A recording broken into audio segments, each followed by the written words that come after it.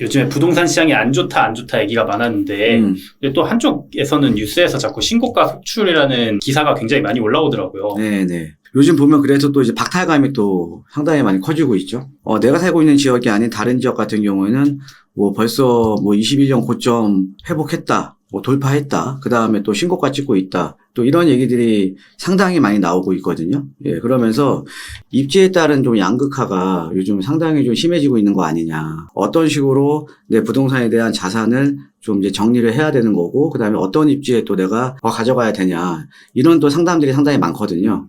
그래서 지금 보면은 뭐 재건축 시동거는 목동, 예, 토지거래 허가제에도 신고가 행진, 예, 그 다음에 뭐 3년 전 84억짜리 아파트, 이번에 200억 찍었다.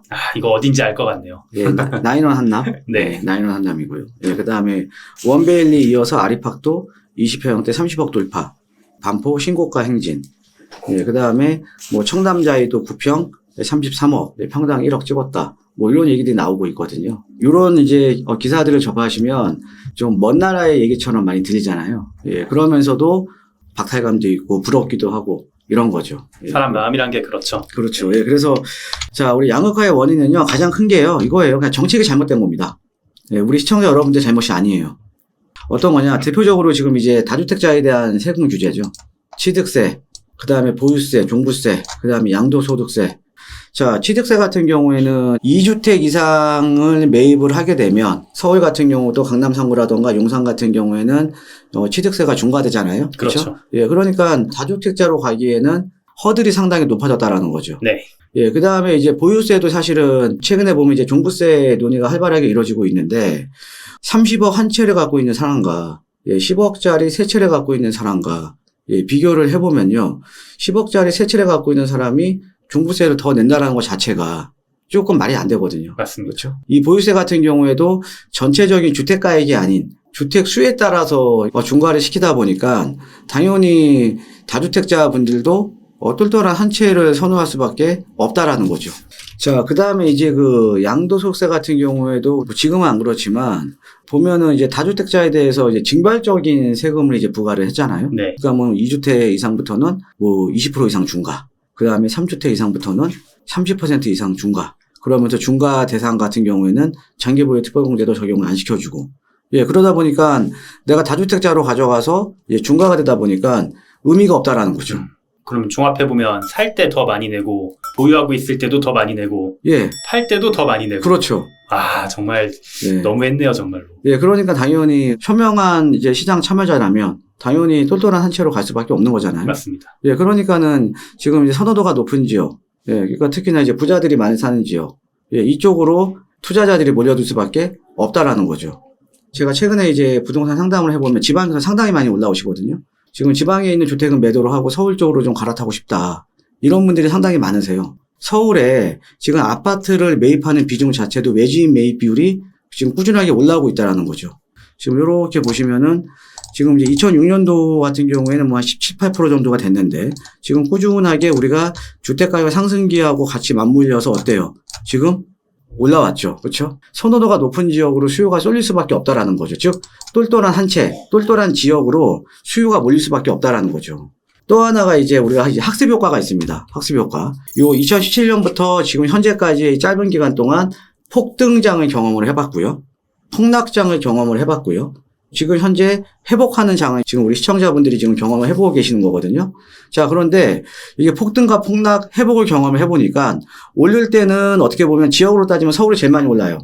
또 떨어질 때는 또 서울이 제일 덜 떨어져요. 그 다음에 회복할 때는 서울이 제일 먼저 올라요. 예, 그러니까 이런 그 시장 참여자들 입장에서는 학습 효과가 돼 있으면서 선호도가 높은 수도권이나 서울 지역 같은 경우에는 상대적으로 지방에 있는 주택에 비해서 안전한 자산으로 지금 다 인식이 됐다라는 거죠. 네. 예, 그러니까 계속 똘똘한 지역으로 수요자들이 지금 몰려들고 있다라는 거죠. 지금 이게 외지인 아파트 매입 비중도 보면, 자, 보세요. 과거에 우리가 뭐 주택임대 사업자라든가 여러 가지 이제 다주택자에 대한 세금 감면이라든가 이런 것들이 있을 때는요, 지방에 아파트 많이 매입했어요. 이 당시만 하더라도 서울에 아파트 매입하는 것보다 지방에 싼 아파트 많이 매입을 했다고요. 예, 그런데 이 다주택자에 대한 세금 규제가 시작이 되면서 지방권 같은 경우는 외지인들이 매입하는 비중이 확 줄어들어 버렸잖아요. 맞습니다. 대표적인 다주택자가 누구냐? 보니까 또 임대사업자라는 거죠. 예, 그래서 임대사업자에 대한 혜택, 예, 대표적으로 뭐 양도세 이제 감면 혜택이라던가 아니면 종부세 합산 배제 혜택 이런 것들을 대거 축소를 시켜버렸습니다. 의무는 또 상당히 많이 좀 높아졌죠. 등기부상이 임대사업자는 부기등기라던가 아니면 보증보험이라던가 이런 또 임대사업자에 대한 의무는 또 상당히 많이 또 강화됐어요. 자, 그러다 보니까 그럼 당연히 임대사업자를 하려는 사람들이 많이 있겠습니까? 없겠죠? 그렇죠. 그러니까 우리가 상대적으로 선호도가 떨어지는 이 분양시장을 보더라도 지방은 지금 미분양이 증가를 하는데 서울이나 수도권 지역은 지금 완판을 하고 있잖아요. 몇백 대 1 경쟁률 예, 굉장히 경쟁률 흔하죠. 상당히 많이 높아지고요. 그죠? 네. 그러니까 즉 임대사업자에 대한 혜택을 축소를 하면 투자 수요가 감소를 하는 거예요.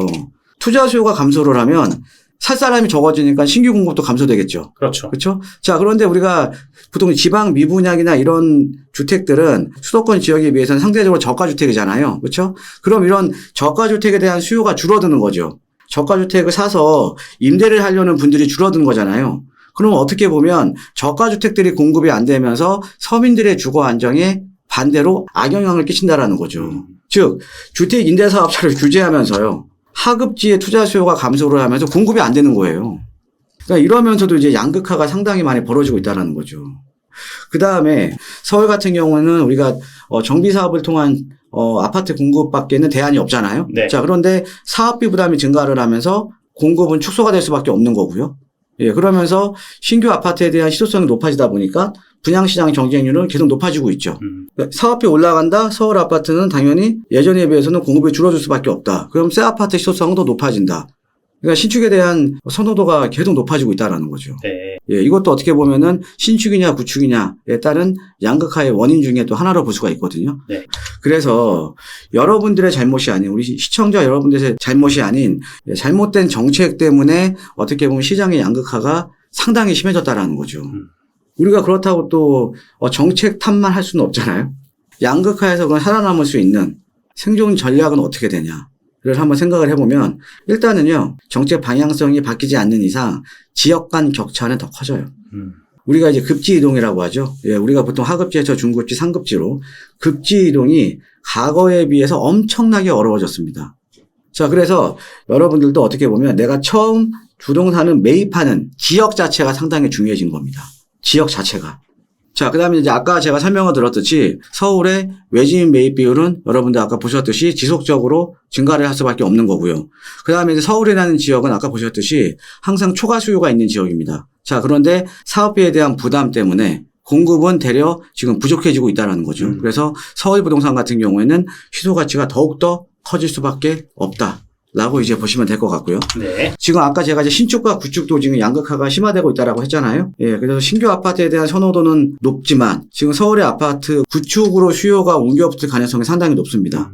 예, 그래서 모 신문에서 지금 이제 리서치한 이제 조사인데요. 무주택자 내 집 마련 할 때 어떻게 할 거냐를 보면 기존 주택을 매입하겠다.